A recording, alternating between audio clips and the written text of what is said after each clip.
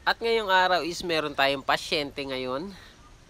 Speaker na D15, ang brand niya is KW154. Karaoke woofer, Crown brand. Ang problema niya, kapag bumabayo yung ating sound, is sumasabay yung kanyang speaker screen at yung kanyang mga paper cone. So, ibig sabihin, ang tunog niya is parang distorted. Hindi naman sunog yung kanyang coil.